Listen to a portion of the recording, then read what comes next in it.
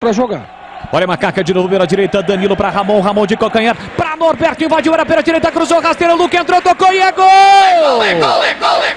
Gol!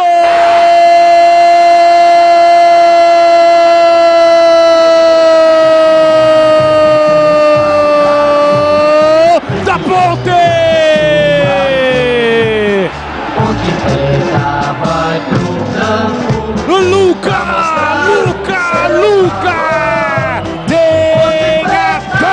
Estampada na camisa, jogadaça pela direita, toque de Ramon de calcanhar para Norberto, foi pro fundo, levantou a cabeça e fez uma assistência espetacular para Luca, que sai do marcador, pede a bola chama Luca, Luca gira o corpo de primeira com a pé direita, a bola bate no cantinho, entra no cantinho, gol chorado, gol importante entre as pernas de Gum, um gol importantíssimo para Macaca, o primeiro da Ponte na Série B, o primeiro do jogo, Luca faz o L de Luca, mas pode ser o A de artilheiro, a marca do artilheiro, o cheiro do gol, Luca, pula, sai do chão e vibra a macacada, Luca, aperta o placar do majestoso, 24 de bola rolando no primeiro tempo, solte o grito, grite comigo, nação alvinegra, tá registrado no majestoso gol de Luca,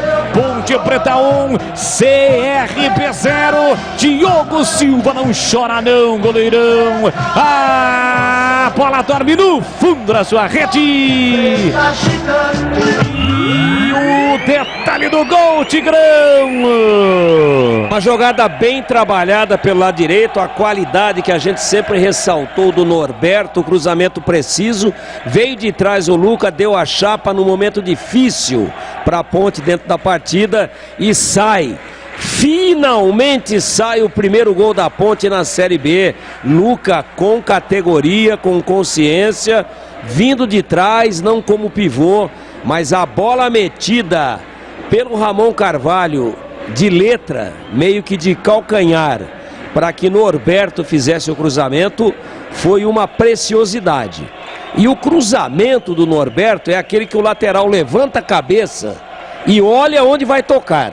E toca rasteiro para trás, mata a zaga e de primeira, com simplicidade, Luca bota na rede. Ponte 1, CRB 0.